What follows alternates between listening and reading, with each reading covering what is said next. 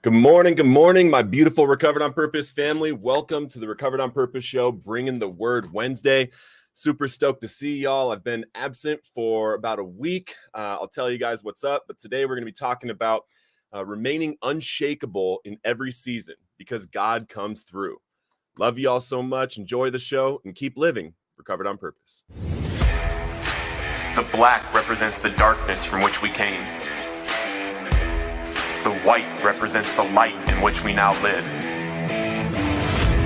And the red represents the passion it takes to live Recovered on Purpose.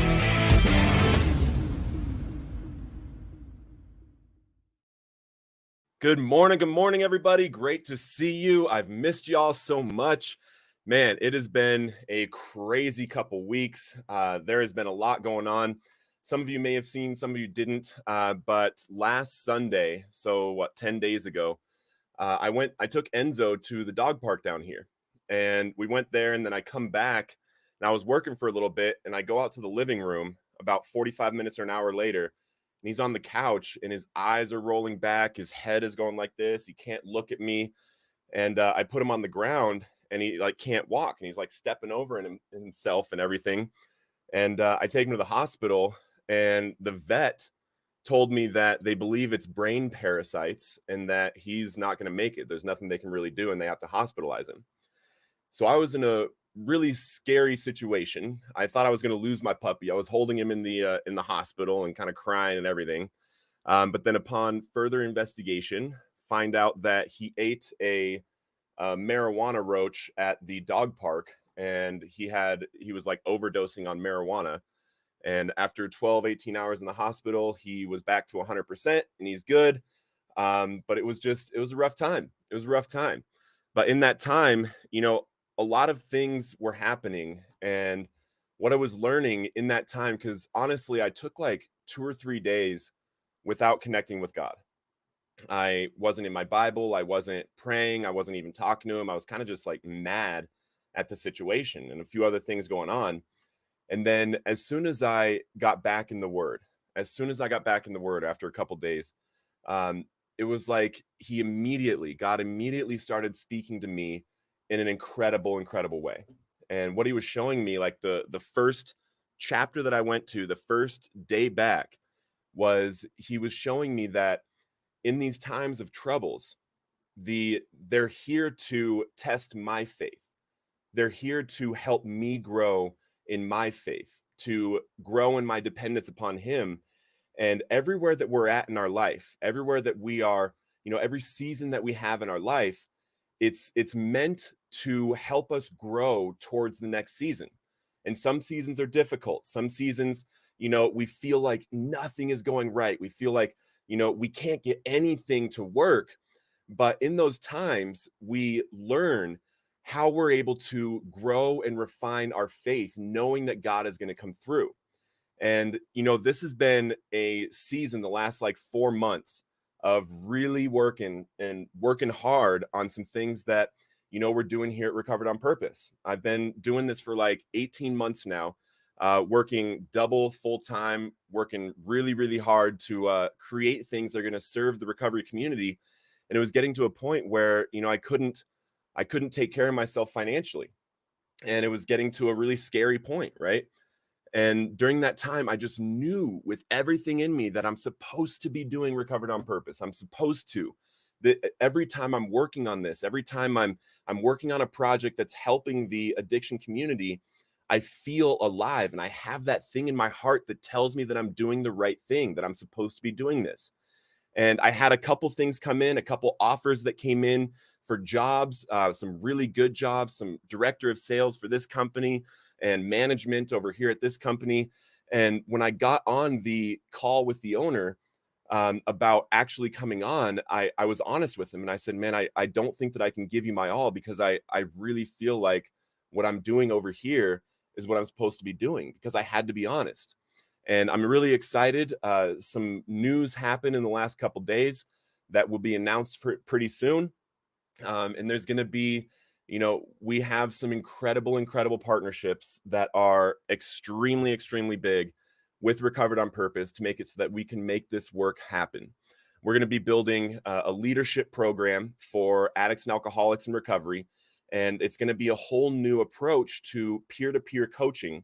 And I'll be leading the leaders to do one-on-one coaching with addicts and alcoholics that are in their first year of recovery and helping them build their lives back. And it'll double as relapse prevention for everybody involved.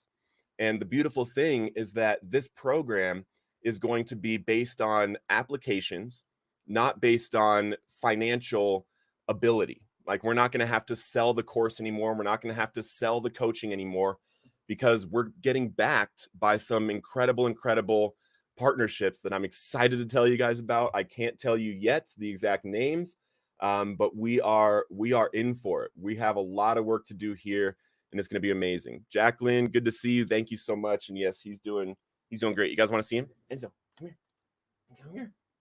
Come here. He's down here sleeping. He's down here sleeping, but he has to come say hi to everybody. Say hi to everybody. Say hi to everybody. Hi, everybody. I'm feeling great. And he got his first service command this last week. I can say on me, and he'll run over to me and lay on my lap and put pressure down into my lap. And he's so smart, and he's such a good boy. I was just really worried about him, huh? I was really worried about you. Okay. All right. So we have a lot going on here. I'm really excited about. I'm excited to be back with you guys. And I'm saying, what's up? What's up, Jose? Good morning from Albuquerque, New Mexico. My clean and sober date is 2/28/23. Let's go with the 30 days. Let's go with the 30 days, Jose. Good morning, Pam. Great to see you. I've missed you too, Jessica. So much been going on. Happy to catch you. Blessings. Amen. Suzanne, good morning from Knoxville. Clean and serene since 11/27/22. Let's go with the 4 months. Amen. We still rocking July 25th, 2013. Amen. Let's go. Good morning, ROP family. Good morning. Yeah, he is so precious, huh? All right, so we are talking about today, we're talking about making it through these times and these seasons that are difficult, and what they're really here to do, and how we can count on and rely on our faith and our relationship with God, and how he shows up. It's literally how it's made. It's literally how it's made. So first thing we're going to read, and I've got just a few short verses, and then we're going to discuss them. So 2 Corinthians 12:7-10. The extraordinary, so this is about Paul's thorn. And at this time, and a lot of scholars have different beliefs about what the thorn actually was, because it doesn't say specifically what it was.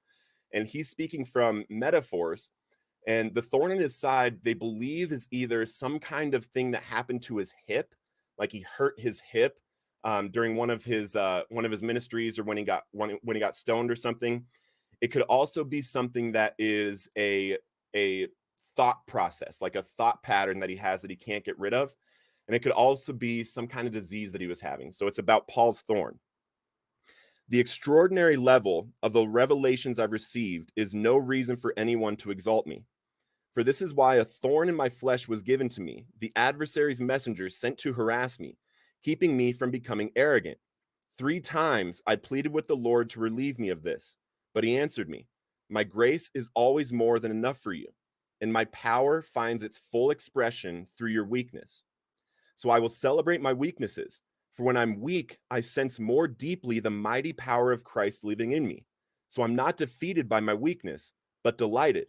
For when I feel my weakness and endure mistreatment, when I'm surrounded with troubles on every side and face persecution because of my love for Christ, I am made yet stronger.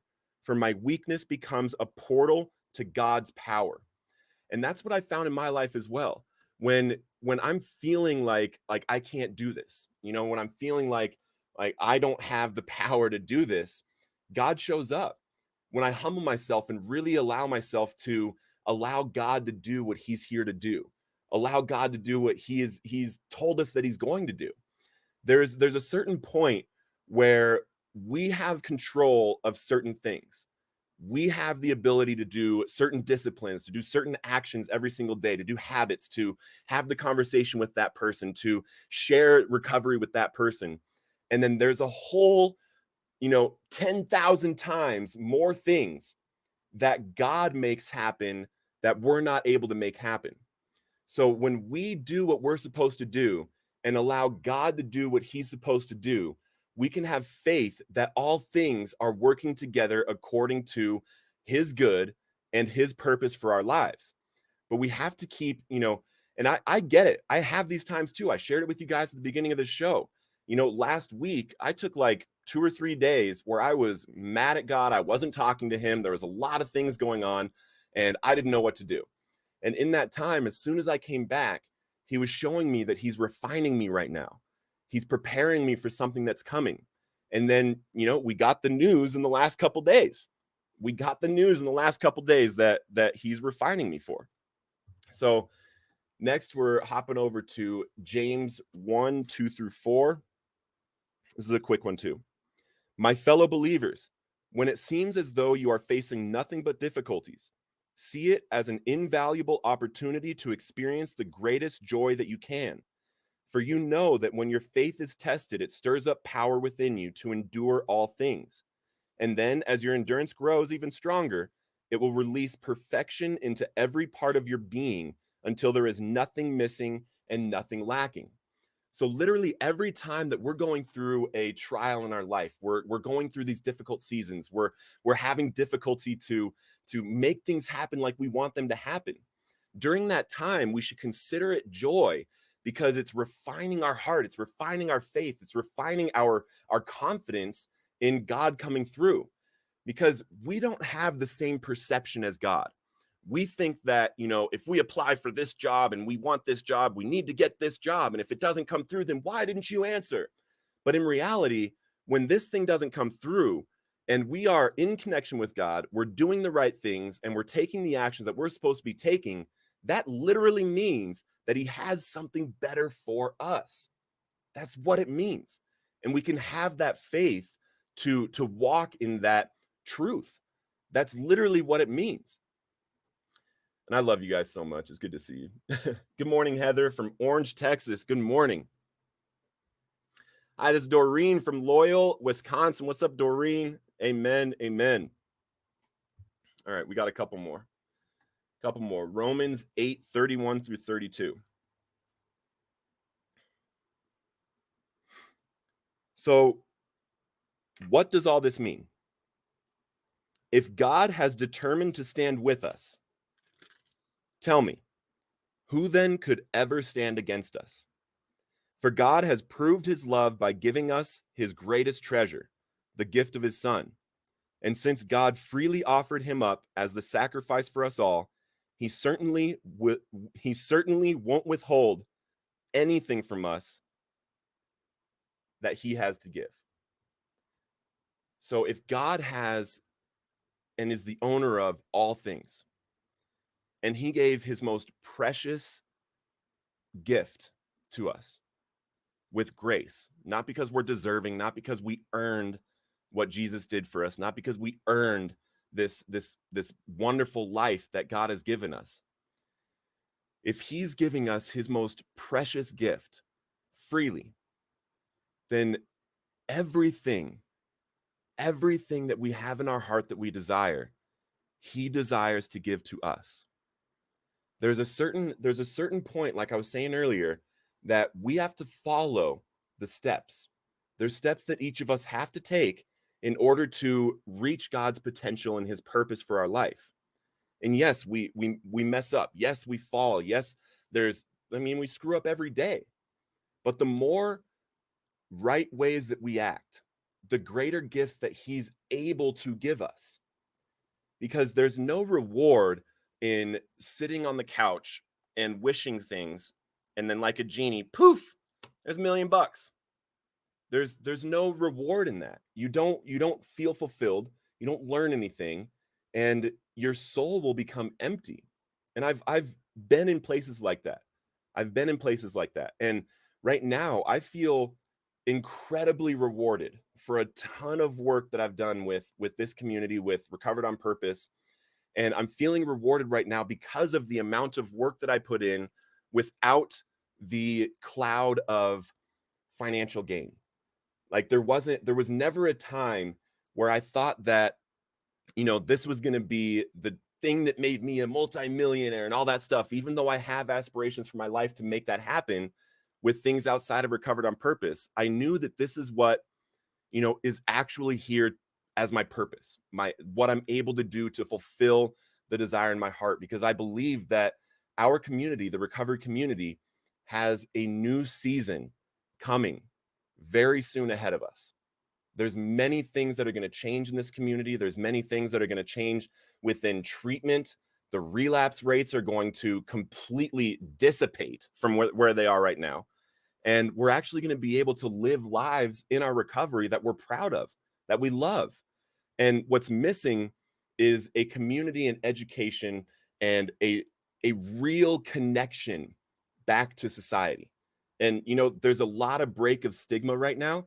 Like a lot of the stigma that was here, especially when I overdosed and things like that in 2015, a lot of the stigma has been broken. And now we have to ride that wave, ride that momentum where society is starting to see us again as not just low down pieces of dirt. And we're not. We never have been. We've just been pushed down by that thought process by a lot of people out there, by a high percentage of people out there for so many years, that's about to break. And then our own mindset in this community is going to break as well. And each one of us are going to be able to help thousands of people. There's so many people out there that need us. And it's going to be a fun ride. I'm excited for it. I'm excited for it. Who else is excited for it? That crushing oil is costly, brother, just like olives, wine, etc. We have to shed all the old thinking and ways to be used for his glory. Amen. Exactly. What's up, Annie? Good morning from Riverside, California. Let's go, Riverside. Good to see you. Good to see you. We have one more. We're going to Hebrews 4:14 through 16. 14 through 16. Jesus, our compassionate king priest. So then, we must cling in faith to all we know to be true. For we have a magnificent king priest, Jesus Christ, the Son of God, who rose into the heavenly realm for us and now sympathizes with us in our frailty. He understands humanity, for as a man, our magnificent king priest was tempted in every way just as we are and conquered sin. So now we come freely and boldly to where he is enthroned to receive mercy's kiss and discover the grace we urgently need to strengthen us in our time of weakness. And I want to read this part real quick again. So now we come freely and boldly to where love is enthroned. That means it's talking about us being able to come confidently, boldly, and totally free to God in prayer, in meditation, and just we know that he's there with us. Freely and boldly, we can speak to him as a brother, as a friend, as a father, as, however you see the person in that moment of your life that you need. God will show up and you can come to him freely and boldly, and he's there for you. I love you all so much. Enjoy the rest of your week and keep living Recovered on Purpose.